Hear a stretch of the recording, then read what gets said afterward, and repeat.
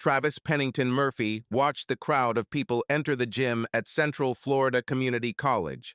Looks like quite a few people showed up for the fifth reunion of the class of 2002.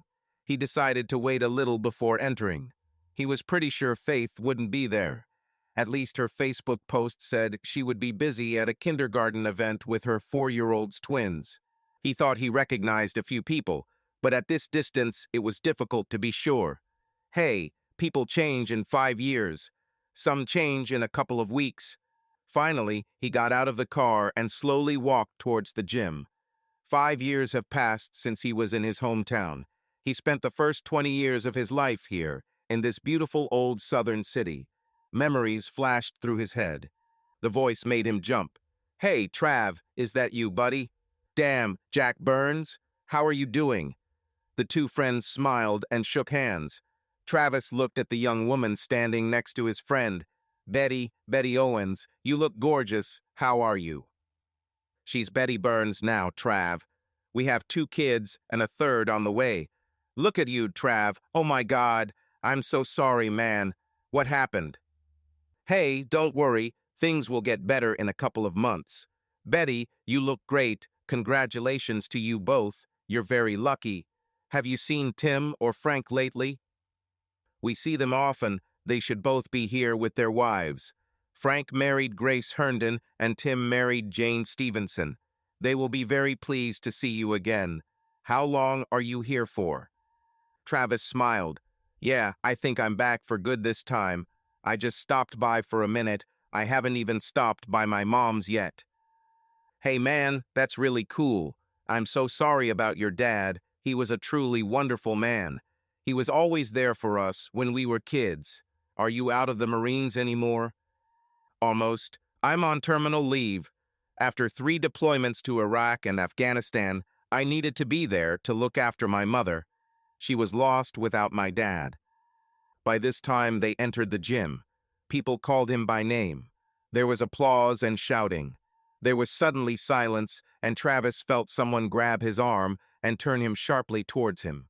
He was hit. The audience sighed as people got a better look at his once handsome face. The girl who hit him looked at him with her mouth open in shock and disbelief. Her hands covered her face. "Oh my God, Trev, please forgive me. I didn't know." His face was strong, excised on the left side. The skin was tight and bright red. A grimace appeared on the right side of his face as he said, "Faith, I don't think I deserve this after all. It hurts more than when you left me." Her jaw dropped again. What? That's not true. You never called or wrote, except for some crazy note with congratulations on some occasion and wishes for a good and happy life." Travis looked at her. "Hey, you sent me a wedding invitation with a stupid little note saying you're pregnant and marrying Alan Freed. You sent me a newspaper ad about your return from your honeymoon. You sent me an invitation to join your Facebook account. You posted pictures of the twins once a month or so. You left me, Mrs. Freed." The beautiful girl stood stunned. "Are you crazy? I didn't do any of this. I'm not married and I don't have children. I see Alan from time to time, but I would never marry him. I was in love with you." Her mouth snapped shut, her eyes narrowed, she screamed, "Alan Freed, where are you?" Someone shouted, "Alan just ran out the back door." Faith stood looking at Travis. Her face softened, tears streaming down both cheeks. She stretched out her arms and walked towards the tall man, who looked down as her arms wrapped around his neck. She sobbed and raised her head to look at him. She kissed him. She looked into his eyes. "Trev, it's all a lie. I never stopped loving you, not even for a minute. I still love you. I think about you several times a day. God must have heard me because I always pray to him to bring you back to me every time I think about you." They stood with their arms around each other, and then Travis looked around at the crowd around them. He looked into her eyes. "Would you like to find a secluded place where we can talk for a while?" She grabbed his hand and led him back to the exit.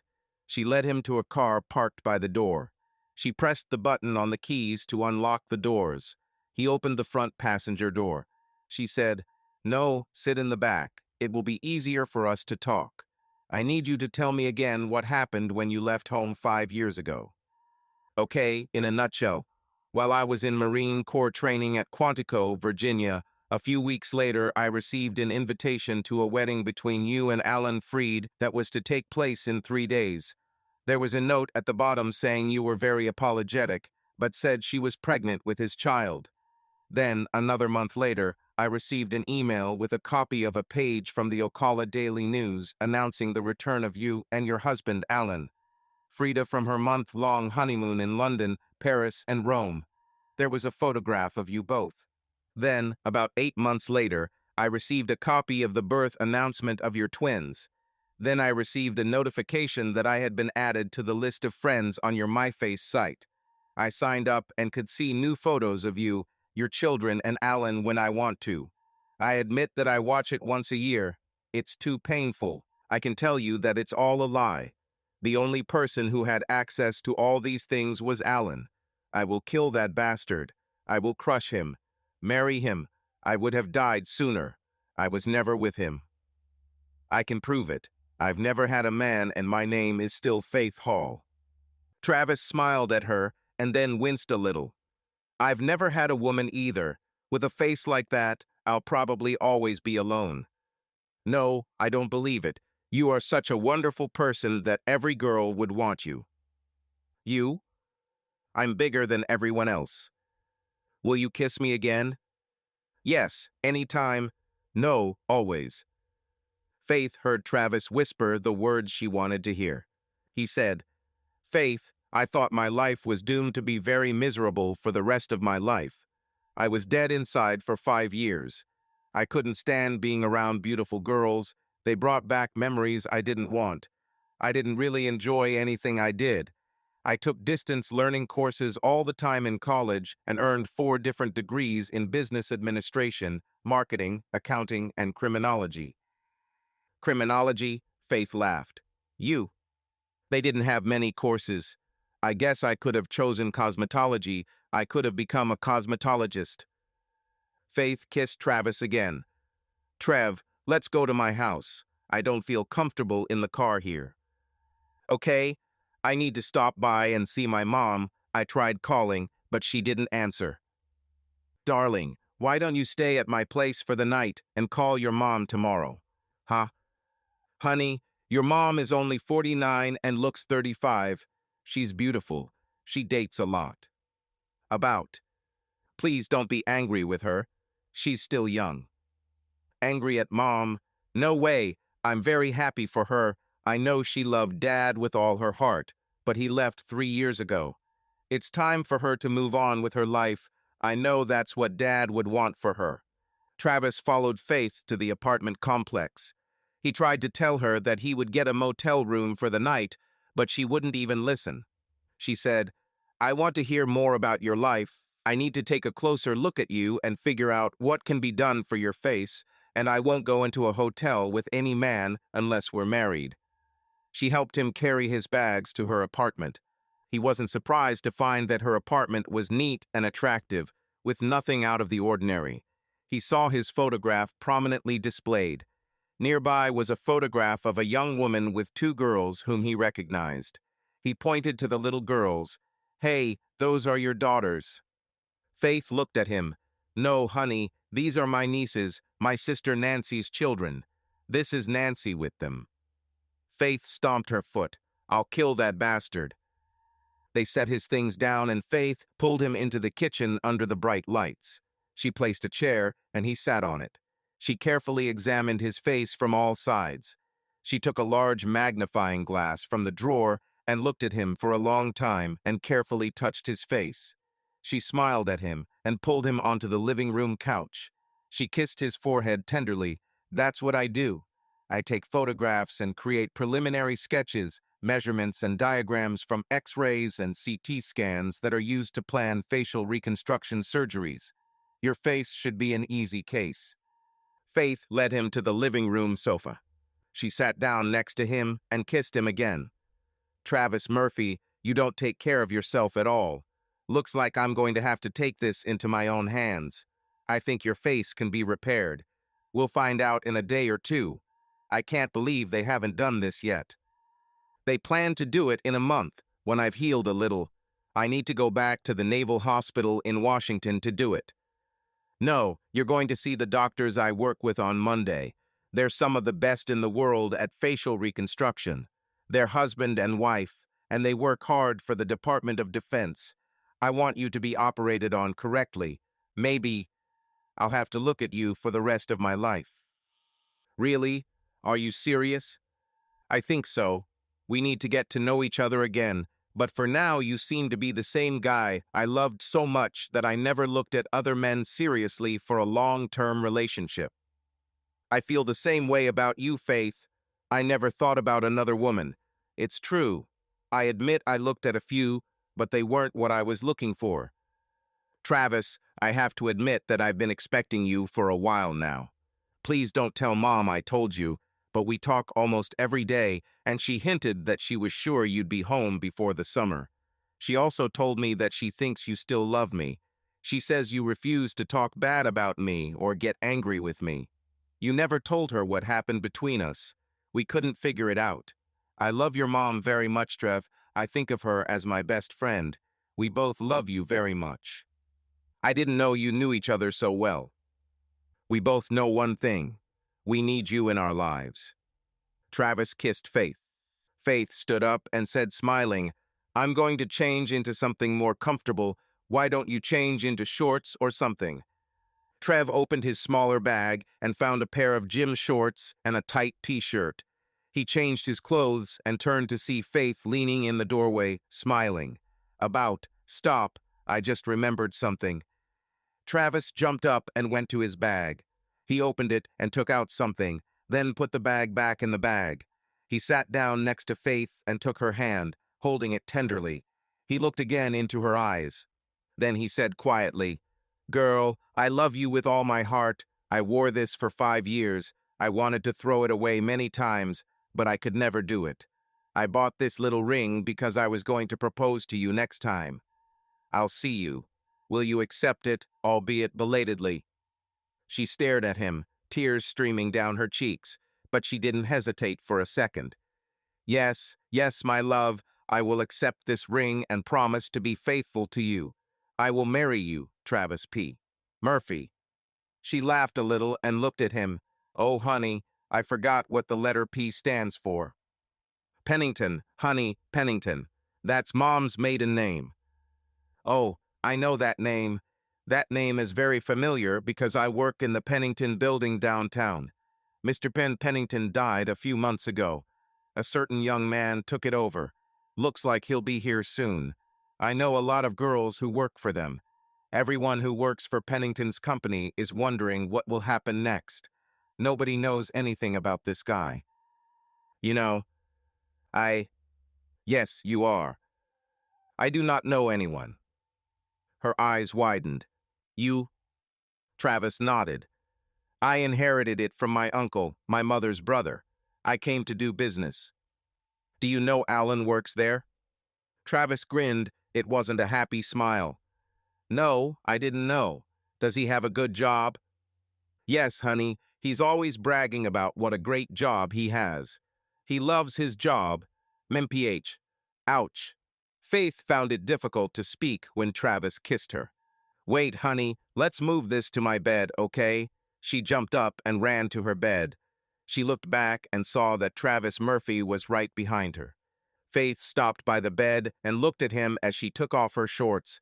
Honey, take off your clothes now. She smiled when she saw Travis completely naked for the first time. Her first thought was that she was grateful to God that there were only a few small scars on his arms and shoulders. They made love. They dozed for some time. Travis woke up to Faith smiling and bubbling with happiness. She was talking to someone on the phone. Yes, I know he's in town. Yes, Mom Murphy, I saw him. He is okay. Do you want to talk to him? Yes, he is in my bed. Mom, we are in love again. Yes, we did it. Do you want him to call you in the morning? Wait, no, I don't want you to see him until I can talk to you. There's something you need to know first. Sandy's mom, get ready. He's a little. He spent the last 3 weeks in the hospital. Mainly the left side of the face. It's just terrible. He's not in any danger. Faith looked at Travis. Yes, Sandy, I love him more than ever, and you know what? He put a ring on my finger. We're going to get married. Trev heard his mother screaming with joy on the phone. Faith giggled. I have to go, Mommy Murph. I'll call you tomorrow. Travis said, Good night, Mommy. I love you. Think about your wedding soon. Then he heard the phone turn off. Faith, just one word of caution. We belong exclusively to each other. No cheating.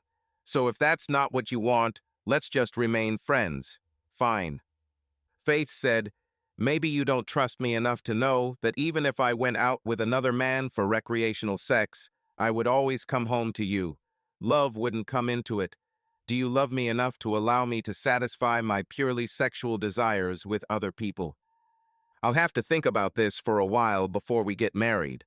Will you let me date other girls? Heck no. It would just kill me, wondering if she was better than me, and if you were going to fall in love with her. No, Travis P. No, no, no. The children and I will not tolerate this. No, never. Are you saying that you can do it? But I can't. Trev, honey, you know that I'm teasing. Why get married then? The fact that diseases are now so common that this is a stupid way to act. Do we agree with this? Yes, no need to think.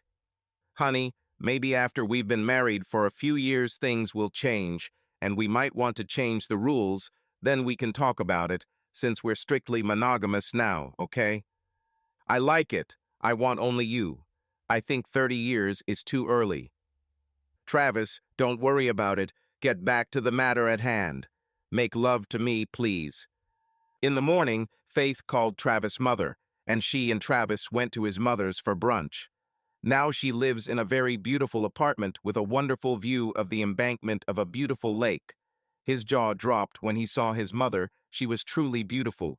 She was wearing a casual outfit, jeans tucked into stiletto boots and a tight-knit blouse. Her stomach was flat and her ass was nice. She rushed to Travis and carefully examined his wounded face. Tears streamed down her cheeks and she cried, hugging him tightly. They hugged for a few moments. Then Sandy Murphy turned to Faith and hugged and kissed her too. Sandy looked at Faith. Sweetheart, are you sure his cute face will be okay? Yes, dear Sandy, you know the work my doctors do. I just know that he will be his old self as soon as possible. Trev said, Damn, I thought they could make me look like Brad Pitt or something. Faith screamed, No way, you looked a lot better than him. Don't you agree, Sandy's mom? Of course I was. About Trev, honey, I almost forgot. A very nice gentleman called you, a certain Colonel Bradley. We talked for almost an hour. He loved you very much and was worried about you, very glad to hear that you are back with Faith. He didn't really say much at first, but opened up to me as we got to know each other a little better. He said he saw my picture in your things many times and thought I was your girlfriend. Mom, Colonel Bradley is a very good man. He was my regimental commander. We were wounded by the same hand grenade in Afghanistan. Oh, I know, dear, he told me he should call back at any moment. He has no family, so please invite him to stay with us until he has to return. I want to meet him. Faith looked at Travis, she looked at Sandy, then back at Trav. Why didn't you tell me all this? Why didn't you tell me that you were a hero? Travis replied, Oh, I'm not a hero. I just did what I had to do. Marines never leave their own behind, ever. He's a widower, isn't he? Sandy asked. Yes, Mom, and he's a big, strong naval colonel, but I saw him cry for his men who were wounded, and he was very upset when his wife died after finding out that she cheated on him when she died with her lover in a car accident. He took it very hard. He didn't even go home. He let their adult daughters handle it. Sometimes I think he doesn't care if he dies, but I know he would never put his people in danger unnecessarily. Oh, poor man, Sandy and Faith said in unison. They looked at each other and tears flowed. They wiped their eyes with napkins and saved their makeup. Travis was very proud of these two beautiful and caring women whom he loved more than anything in the world, including his own life. The phone rang, and since Faith was the closest, Sandy asked her to answer it.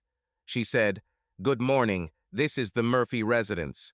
Who's calling, please?" "Oh, yes, Colonel Bradley. Mrs. Ray Murphy just mentioned you. Would you like to talk to her?" She smiled. "Yes, sir. Here she is." Faith took Travis's hand.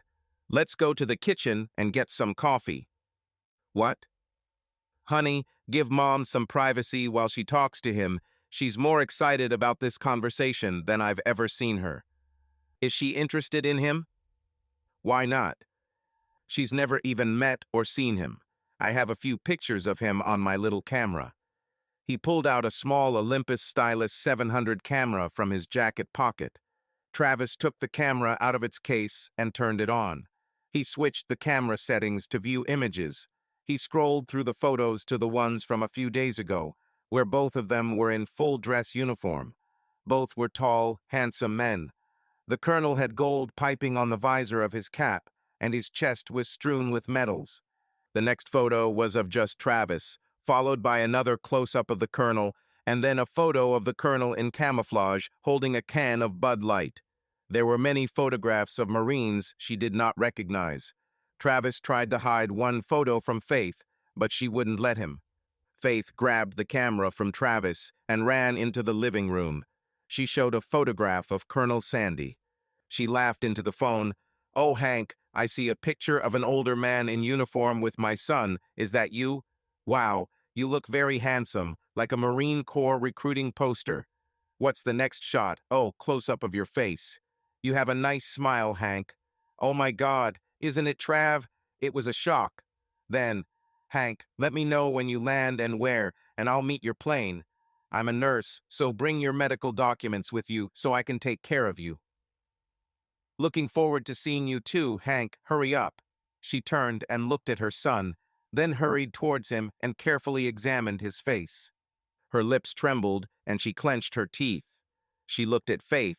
"I will accept your damage analysis. Faith, I want to be there to hear what they have to say. Ian and David after X-rays and a thorough examination."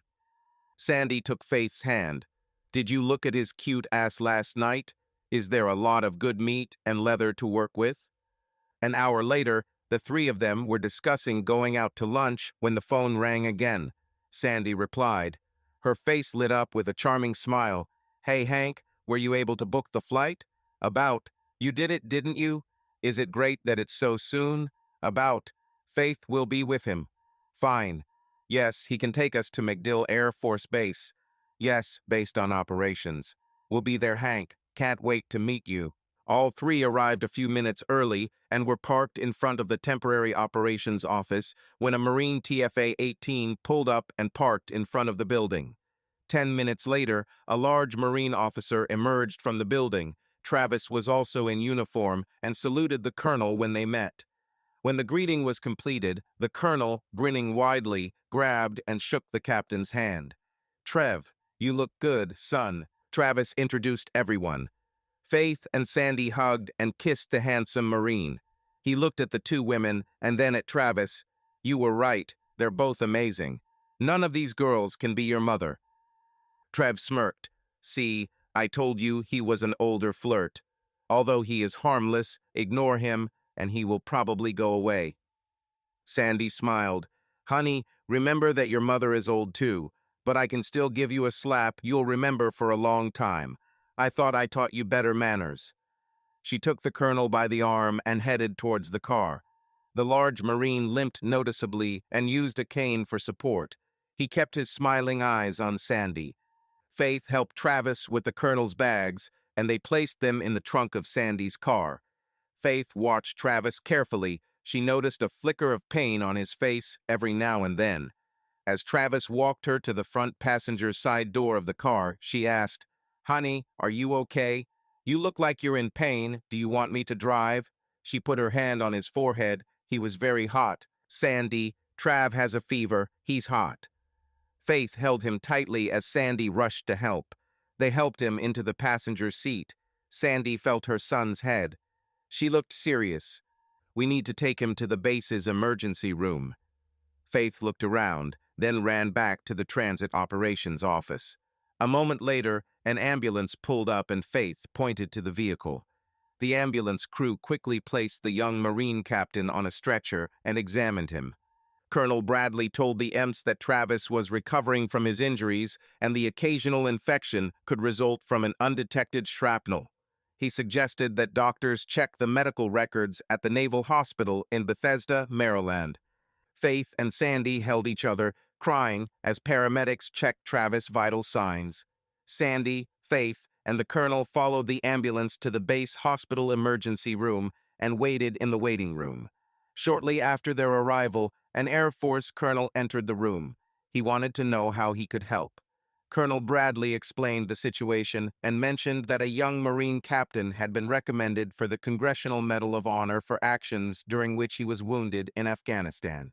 The Air Force colonel looked at the people behind the counter. "I want the duty officer to come here as soon as possible, please." The Air Force major quickly came out and saluted the colonels. "Yes, sir, how can I help?"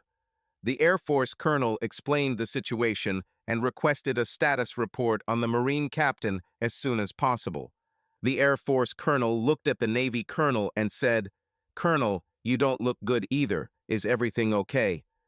Sandy chimed in, "Colonel Bradley was wounded in the same battle as my son, the captain, and came here to rest and recuperate with our family. You could check him out, but I think he was just overworked." The Air Force colonel nodded to the major. The major walked up to the counter, and a minute later a wheeled chair appeared and the colonel was wheeled away. Sandy asked if they could accompany the colonel and captain, saying that she and Faith were nurses. The colonel looked at the major, who smiled and told the ladies to follow him. Both Marines were placed in the same room. The girls approached Travis.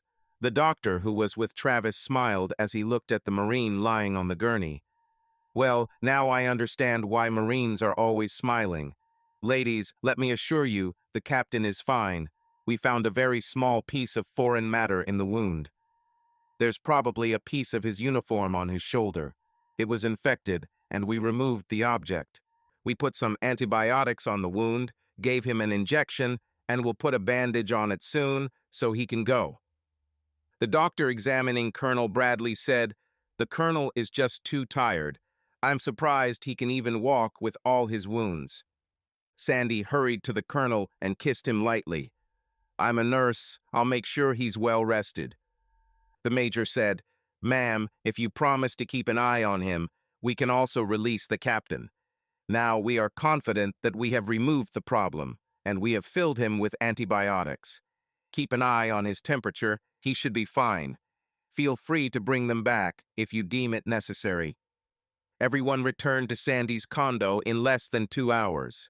Travis felt much better and wanted to spend all his time with Faith, and she didn't seem to mind. Sandy and the colonel sat in the living room talking, both struggling with their sexual urges. They both knew they would give up before the end of the night. Sandy heard Travis and Faith talking quietly, then there was silence. There was a knock on the door from the living room to the office. Sandy said, "Yes." Faith responded, "Sandy's mom, Travis, and I are going to go to my house, so I can show him some videos of what happened while he was gone." "That's good, honey. Why don't you stay the night? I'm going to put Hank to bed early so he can get a good rest." "That sounds medically correct. I think I'll do the same for Travis. I'll make sure he takes his meds and goes to bed early. Good night, everyone." Sandy and Hank heard the young couple leave and looked at each other, smiling. Sandy said, "I just don't know how to tell them that we've been dating for almost 18 months now, on and off. I can't tell Travis that I contacted you through the Marine Corps because I was worried about him. Sandy, I thank God every day that you did this to find out how Travis is coping with Faith's letter to John and his father's death. I could never have been as bold and direct with you in a private conversation as I have been. I was in emails after we exchanged thoughts for weeks. I would be absolutely stunned by your beauty when I saw you. I could never believe that you drove 8 or 9 hours to meet me and spend the weekend with a beat-up old Marine." Sandy laughed. "You, stutterer? I don't believe it. Not you. I know that you are truly a very caring and sweet person. You are a very gentle and attentive lover. I love the way you love me. No, I just love you. Everything is about you, dear. I'm dying to be in your arms again. Besides, I wasn't the only one who drove. You left here on Sunday at 6 or 7 in the evening and were at work in Camp Lejeune on Monday morning at 5 o'clock. You did this almost every 2 weeks. Yes, I walked through that door many Saturday mornings at 5 o'clock and left on Sunday nights at 7. It was worth it. We spent almost 2 days in bed. It was hard when Travis and I went to Afghanistan for 9 months. I was overjoyed when Travis and I were injured and came home early, although we could have done without all that time in the hospitals. Sandy looked at him seriously. Hank, I can't live like this anymore. We have to tell Travis the truth about us. I'm begging you to marry me. I need to be with you all the time, every night. Hey, honey, I'm the one who begged you to marry me. You kept saying no. We're almost too late, but I'd really like to have a baby with you. Are you sure, darling, that I won't put you in any way in danger? Oh, they say my body is as fit, flexible, and childbearing as any 35-year-old healthy woman. She laughed. You're robbing the cradle, old man. Later, Faith and Travis were lying on her couch. Trev said, I wonder how my mom and Hank get along. I have a feeling that they know each other much better than is possible. So quickly, I noticed a lot of sneaky feelings and touching. What do you think? You're joking, of course. They are like that. They just don't know how to tell you about it. Why not? I think it's great. Colonel Hank is my hero, and I admire and respect him. He is a true gentleman in every aspect of the word. Faith giggled. I know your mom loves him. They've been dating for over a year. She went behind your back and met with him to see how you were doing after your father died and you left me, and then cried her heart out about it. Trev sat down. Did you know all this? No, I didn't know you were crying about me until recently when Hank asked your mom who Faith was because after you got shot, you cried yourself to sleep every night because of Faith. How long have you been talking to your mom? About a couple of months after you wrote me that card. We still don't understand what this means. I love your mom, and she loves me. We both love you. Wow, I never knew they were that close. Do you think they will get married? Yes, I wouldn't be surprised by a double wedding with you. Travis looked at Faith. Will you marry me? Yes, my dear man, I love you with all my heart. Do you think they are still awake? It's only 9 o'clock in the evening. They're probably not sleeping yet. Why? Travis smiled and dialed the number he knew by heart. Hi, Mom. How are you guys doing? I'm glad you two are still awake. Faith and I are planning something for our wedding, and we need to know if you'll be there. Great, but we're not going to be the matron of honor. No, Mom, we want you to be the bride. We want you and Hank to have a double wedding. You will do this? Wonderful, Mom. I think Faith wants to talk to you. Mama Sandy, I didn't say anything. Travis figured it out on his own. Your boy realized it right after Hank arrived. You were too friendly, too quickly. Travis said, Mom, we all need to get together and figure this out. No more secrets, okay? Yes, son, I completely agree. I made a huge mistake, and I need to fix it as soon as possible. I love Hank, and he loves me. We want to get married as soon as possible. Travis said, Mom, if the Colonel agrees, we'll let you and Faith plan the wedding. We'll do everything we can to help prepare for the double wedding. On Monday morning, Travis accompanied Faith to work. He was in civilian clothes and met doctors Janet and David Carr. They were both very attractive and in their mid-40s. Travis liked them, they were friendly, and it was clear that they really liked Faith.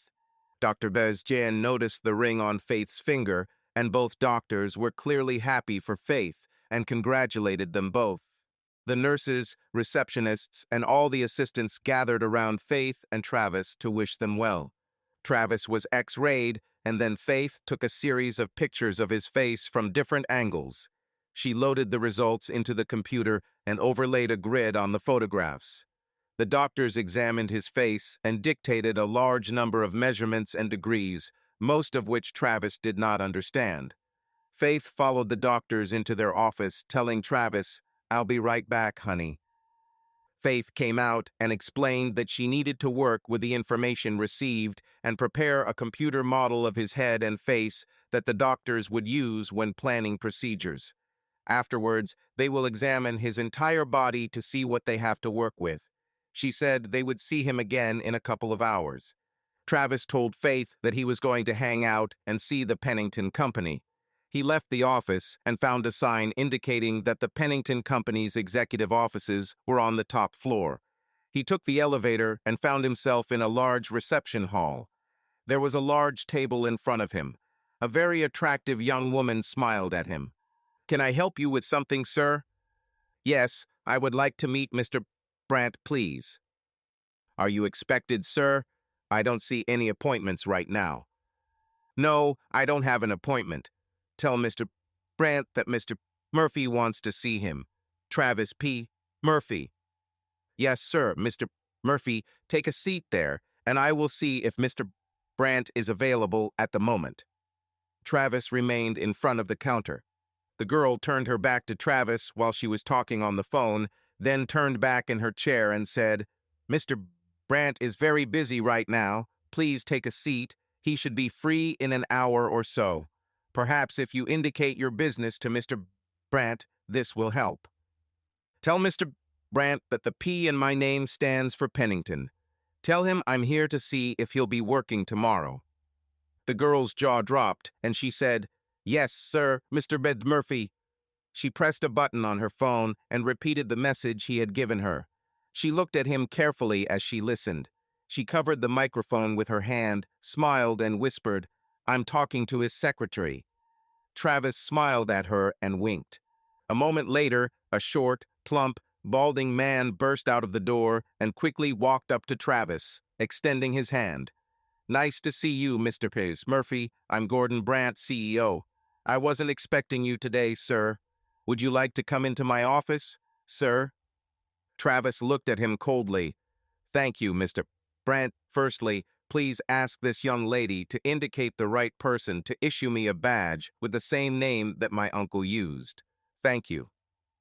They left, and Travis turned to the receptionist. "Miss, do you know Faith Hall, who works at Dr. Kaz's car on the first floor?" "Yes, sir. I know her very well." Her hand flew to her mouth. "Oh my God, you're Travis Faith." "Wow," she smiled and said, "this girl is crazy about you. I can't believe you're back." Travis smiled. "I'm back. Call and tell her where she can find me when she's ready. She might want to tell you some good news." He was still smiling when he turned and followed Brandt into the luxurious office. On the door hung a large brass sign that read, "Gordon Brandt, Chief Operating Officer, Pennington Company." Travis looked around. It was a very cozy office with a good view of the city, large leather furniture, and a huge desk. Mr. Brothers Brandt was sitting at the table and said, "Please make yourself comfortable, Mr. Murphy. We were not expecting you so soon. We have been informed that you are in the Marine Corps." "That's right, Mr. Brandt. I'm here for a few weeks before returning to Washington, D.C., for an indefinite period. While I'm here, I would like to be permanently assigned to the office of Mr. Pennington, secretary and personal assistant." Yes, sir, it was Mr. Pennington's office." "Very well, that will do. What was your rank before Mr. Pennington died?" "I was the CEO. He was the president of the company." "Okay, now you will become the CEO again and continue to manage the company. I am not yet fully familiar with all the company's activities. I know that I am the sole owner and you answer directly to me, right?" "Yes, sir. My uncle highly valued your management abilities. I will act on the recommendations he left me in the letter I recently received. I do not see any major changes in your work in the foreseeable future. A change in your title at this time will not affect your salary fee. However, I expect you to consult with me on any major acquisitions or policy changes before they are implemented. My uncle trusted you absolutely and advised me to do the same if I decided that I was not suitable for the position of president. You would replace me. Me and I will retire and enjoy the profits. Now we have Mr. Alan Freed at work, right? Yes, Mr. Murphy. He is the administrative assistant to our director of operations in the real estate section. Great. Make him my personal assistant, okay?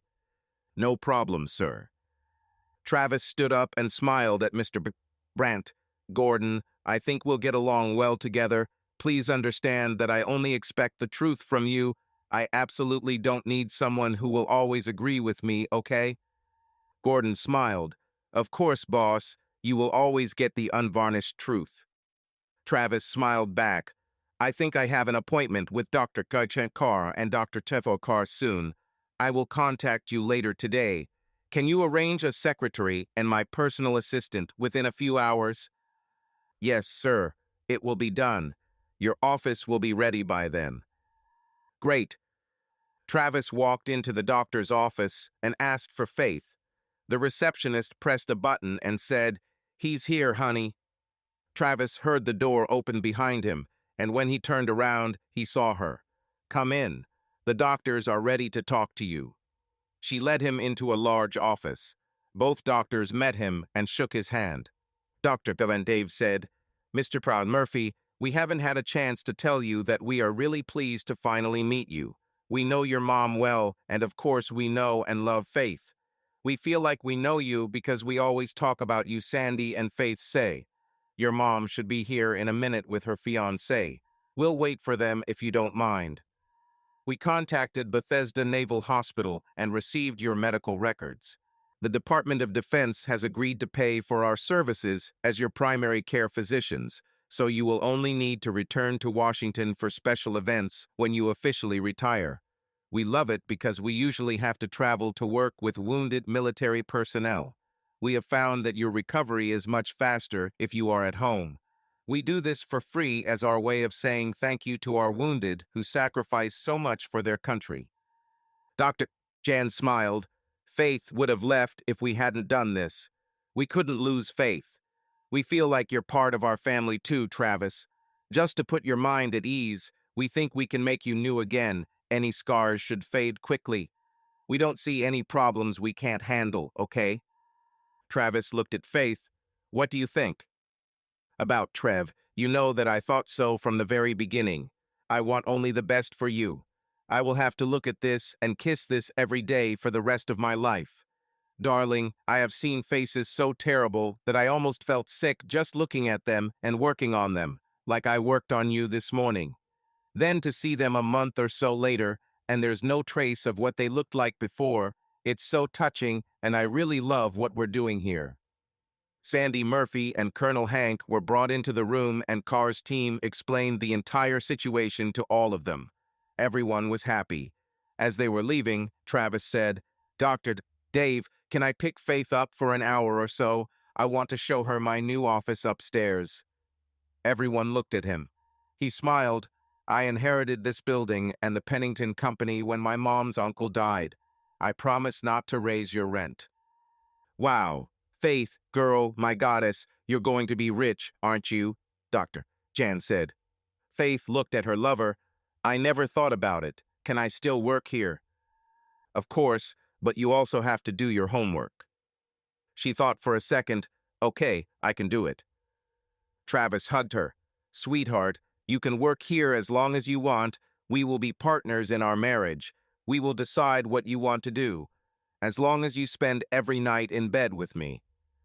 Travis, I have nowhere else to go.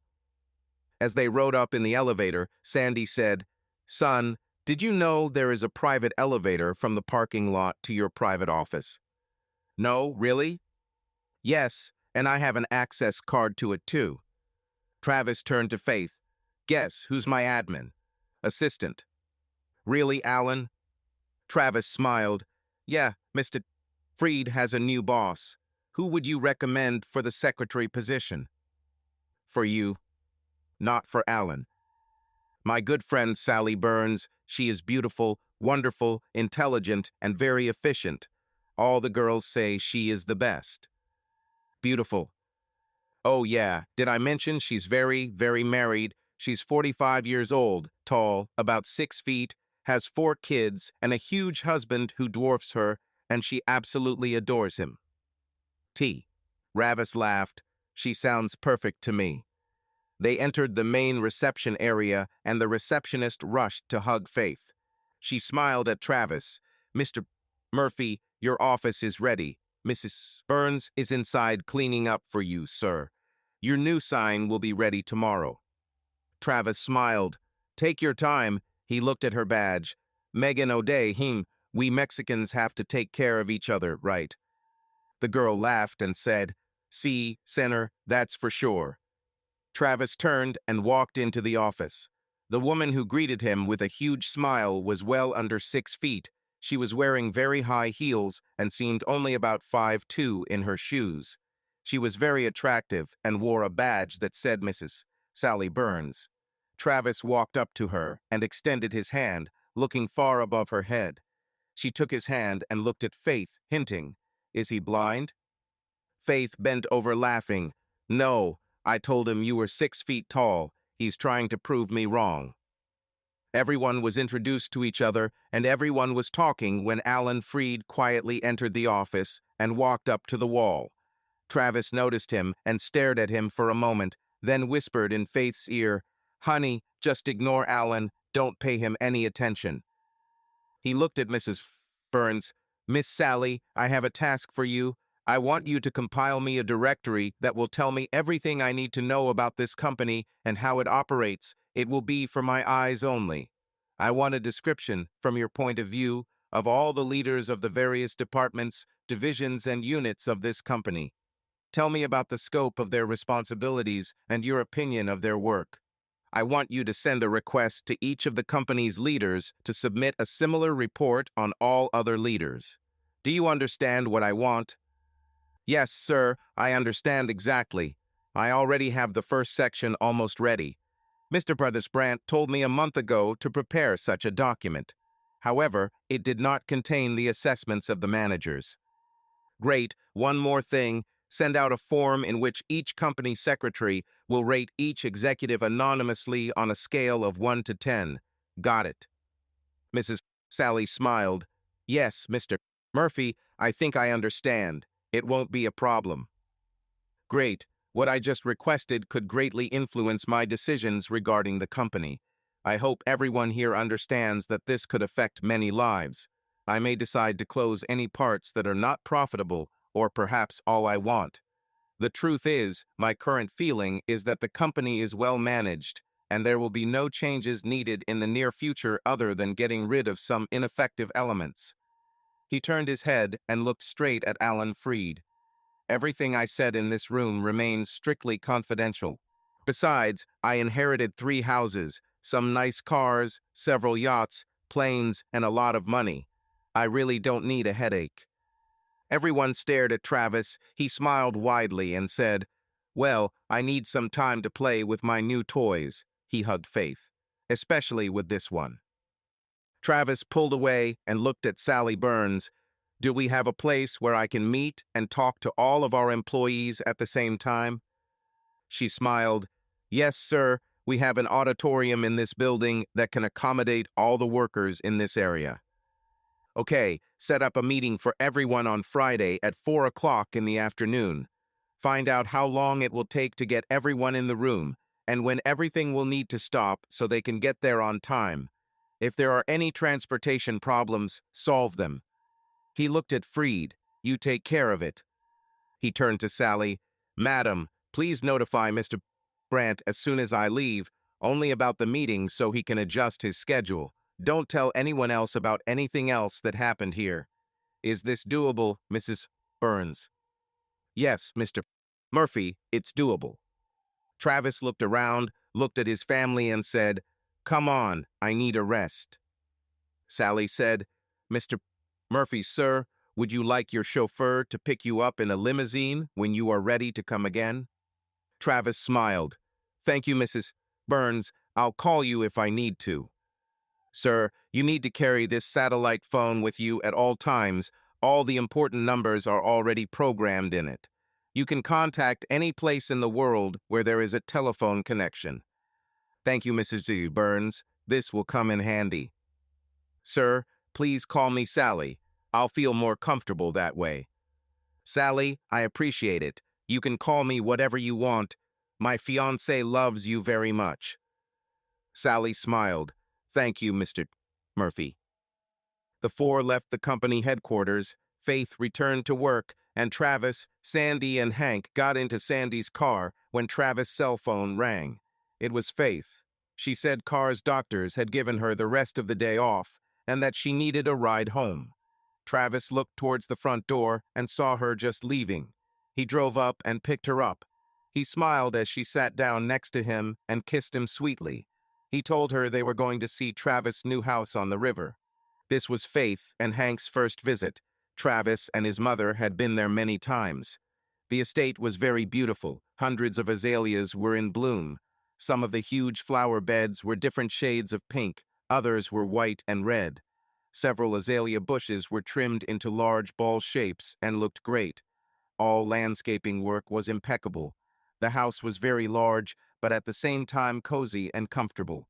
They were greeted by the entire staff of 12 who took care of the place. Travis happily greeted them all like old friends. Sandy knew everyone too. There was a lot of hugging and kissing. Many of the staff shed tears over Travis' condition. Dwight, the head majordomo, a distinguished senior man, took Travis aside when everything had calmed down and said, "Mr. Travis, welcome to your new home, sir. I hope we can expect you here soon. Everything here is done as perfectly as only we can. Everyone here is looking forward to your arrival, sir." Travis responded, "Dwight, while there's still a lot of uncertainty for me, just a moment, please." Travis beckoned Faith over. "Dwight, let me introduce Miss Faith Hall. Faith is my fiancée. We are getting married soon." Dwight bowed and with a wide smile took her hand and kissed the back of it. "Miss Faith, I am very, very pleased to meet you. I have known Mr. Travis since he was born. He is a fine young gentleman. You should be very proud of him." "I'm very proud of Travis. He's my hero. It's nice to meet you. You can tell me about all the pranks he got up to as a kid." Dwight smiled. "Miss Faith, I hope I live to see the day when I hear the laughter of children in this house again." Faith squeezed the old man's hand. She smiled. "I guess you won't have to wait too long." Sandy and Hank joined them. Sandy hugged Dwight and introduced Hank as her fiancé. The senior majordomo congratulated her and said that he was very happy for her and that she was too young and beautiful to be alone. He said, "May I assign a room for your guests, Miss Sandy?"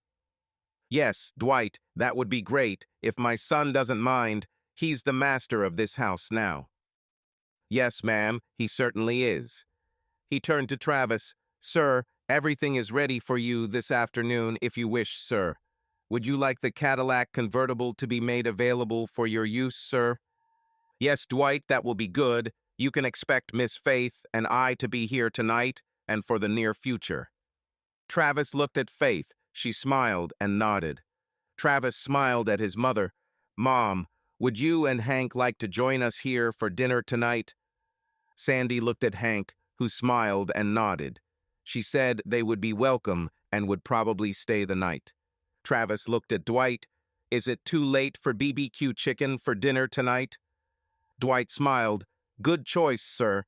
Let me check." He walked over to the wall telephone and talked for a minute. He returned smiling. "Sir, she has fresh ribs in stock and just enough time to cook them if dinner is at 8.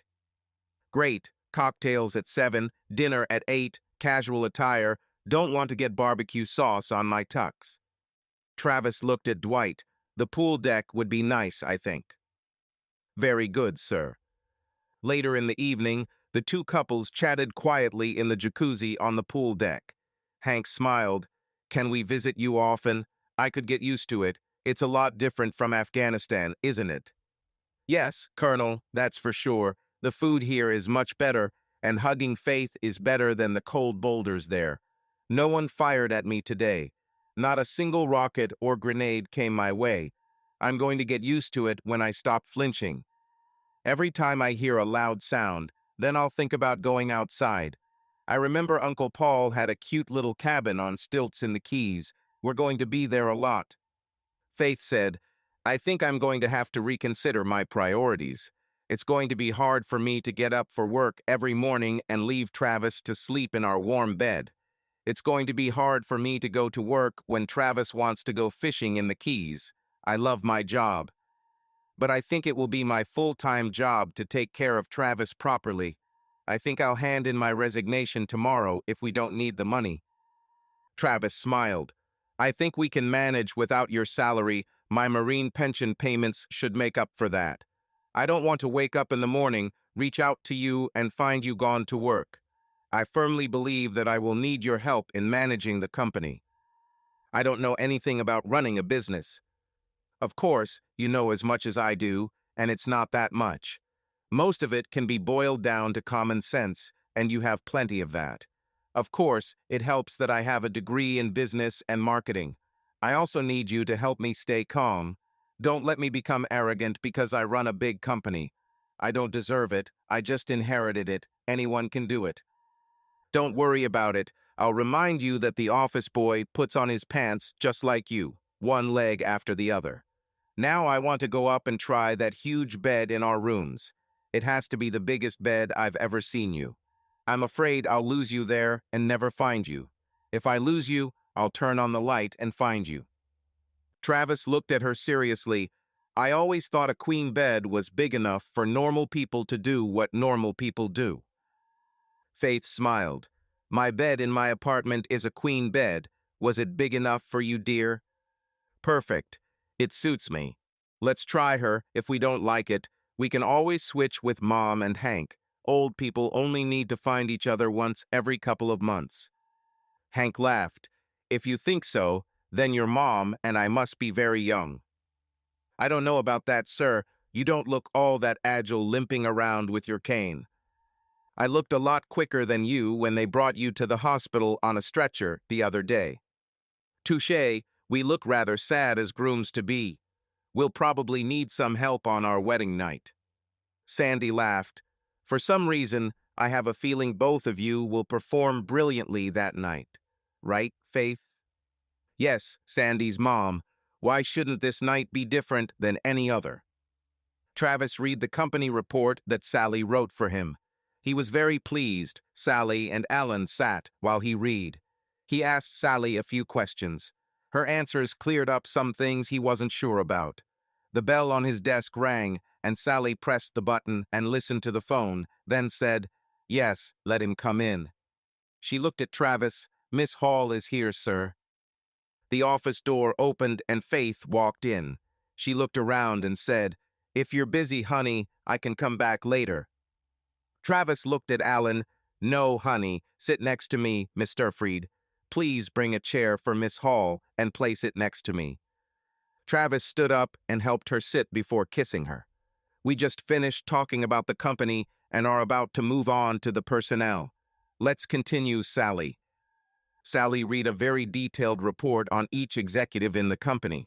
She spoke about the education and previous experiences of each of them. She laid out the story of each person in the company. She told Travis that Mr. Pennington used a system of semi-annual performance reports for each employee, which were completed by their supervisors. This made it easier for her to report on each employee. They reviewed the records of each vice president and his top aides. Travis was unimpressed with the vice president of transportation, and the department was facing recurring problems in many areas. Travis looked at Alan. Mr. Fried, what's the problem in the transportation department? I don't know, sir. Mr. Bo Fried, this is not an acceptable answer. When your boss asks you, he is not interested in your knowledge. He expects you to provide the information requested. There is only one correct answer to this question, and that is, I will find out, sir. Do you understand, Mr. Fried? Yes, sir, I understand. I am inquiring about the transportation department, sir. Very well, Mr. Fried. Use tact and try to get the information without alerting everyone that they are under investigation. Yes, sir. Fried turned and left the office. Sally smiled at Travis. Wow, boss, you told him off very politely. Travis smiled back. He separated Faith and I for 5 years and made my life hell the entire time. I'll end up making his life hell too. Find out what you can about his love life if you can. I'm pretty sure he doesn't have much of a personal life. His work is his everything. Damn, I could take that away from him at any time. A double wedding at the Pennington Mansion was the social event of the year in the old Florida town. Only 100 invitations were sent out. The Pennington and Murphy families were both respected in the area. Mrs. Faith Murphy looked up into her husband's face. Honey, we'll go outside so you can carry me over the threshold. No, my beautiful wife, I'm going to drag you upstairs and over the threshold into our quarters. If I have enough strength left after the wedding and reception, I think we need some sleep before we do anything else. Sleep? Yes, dear. We need sleep before we leave for our honeymoon in the morning. We don't want to start it tired, do we? Aha, here's our door. I think I can carry you across the threshold. Travis carefully picked her up, then slammed the door shut and carried her, throwing her onto the bed. They made love. Please be with me forever. I love you so much. And I love you too, my sweet wife. I really and truly love you. You are my life. Travis Murphy, my dear husband, I want you to know that I have never felt as loved and secure in my life as I do at this moment. I am content, satisfied, and absolutely and completely happy for the first time in my life. Darling, if this feeling ever leaves you, please let me know immediately. It is my life's purpose that you anywhere I felt the same way. I don't mean that I own or control you in any way. We will always be full partners in our future life together.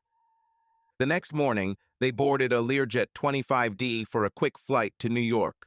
It was a double trip. Faith wanted Travis to meet her mother, who lived in town, and Travis wanted her to go shopping for a new wardrobe. Faith agreed to the shopping only if Travis would allow her to buy him a new wardrobe as well. Faith's mother was very beautiful at 47 years old. She looked much younger. She was an actress and model and divorced Faith's father when Faith was a teenager. Soon after, her father died and Faith lived with her grandparents in Florida. Faith's mother was delighted with Travis. They spent a couple of days together and she took them shopping. The return trip went smoothly and they were both glad to be home. The next day, Travis had an appointment with Dr. Parnakar. He underwent a full medical examination and was found healthy enough for facial reconstruction. This was scheduled for next week. Travis and Faith returned to his office in the Pennington building. They arrived at his office via a private elevator. Travis told Sally that Faith would work with him whenever possible. Faith was wearing one of her new business suits and looked prim and proper. Faith waited until everything calmed down and some routine matters were sorted out. The CEO took on most of this work.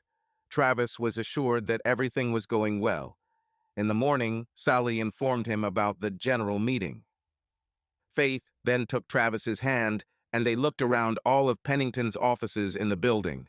Faith knew almost everyone. They were all happy to see her. The girls teased her mercilessly. They wanted to know if they should bow when it passed. She said that they only had to bow if she spoke directly to them or otherwise acknowledged their humble presence. She even let a few kiss her sleeve. It was all in good spirit because they all loved Faith very much. They also visited Dr. Kanakar's office and several other offices on the lower floors. It seemed like everyone who worked in the building knew Faith and loved her very much. When they returned to his office, he sat down with Faith in a cozy area near one of the windows. From here, there was a beautiful view of the lake with the city in the background. Travis said, "I love having you here with me. You're so much friendlier to everyone you meet that it makes my tougher appearance easier. I need your help. You know about the speech I have to give tomorrow morning. I want you to introduce me. Will you do this for me, please?" "Of course I'll do it, dear. I think you're right that I should do it. It should prepare you for a friendly audience from the start. I need to work on the introduction. I need a place to work." Travis walked over to his desk and pressed a button. Sally appeared a few seconds later. Yes, boss. How can I help you? Sally, we've decided that Faith will introduce me tomorrow morning. She wants to work on her speech. Can you help her, please? Yes, sir. We have a small office next to mine that she can use. It might be easier for her to dictate to me what she wants to say, and I will then formalize it. Then we can discuss it together. Wonderful, Travis said. He then added, Sally, I want this office to be remodeled with two equal-sized desks, one for Faith and one for me. I think you can help both of us. I want separate computer terminals for each desk. I want the computers to be connected, but able to work independently if necessary. Sally smiled and said it would be done by morning. Faith and Sally worked well together, and they were done within an hour.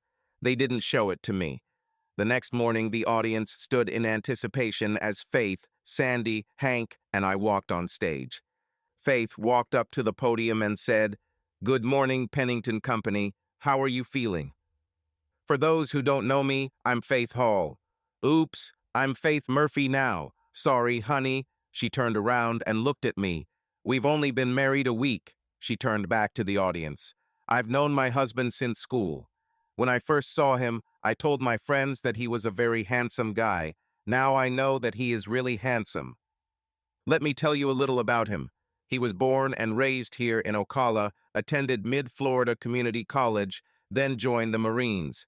He continued his education online, serving 3 tours in Iraq and Afghanistan. He earned business degrees, marketing, criminology, and, most importantly, cosmetology. Yes, you heard correctly, cosmetology. He has 3 Purple Hearts, 1 Silver Star, 2 Bronze Stars, and is currently recommended for the Congressional Medal of Honor, the highest honor our country bestows for heroism under fire. He still does. On active duty as a Marine captain while awaiting transfer to the Marine Corps Reserve for inactive duty. This is a truly wonderful person. He is kind, sweet, gentle, and loving. He is tough as nails and fearless in battle. He is very smart, but at the same time retains many boyish qualities. Forgive me if I seem biased, I can't help it. I love him with all my heart. Let me introduce you to my sweet husband, Captain Travis Pennington Murphy, United States Marine Corps. Travis walked up to her and kissed her, then turned to the audience.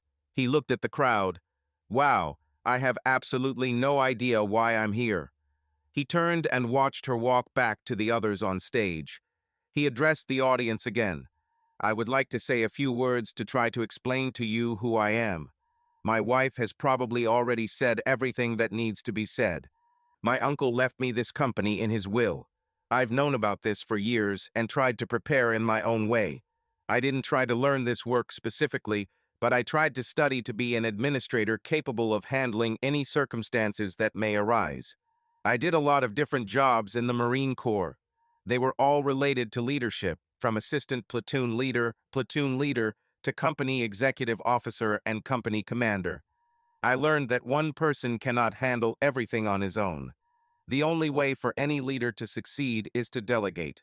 I'm not sure yet if I want to be the president of this company.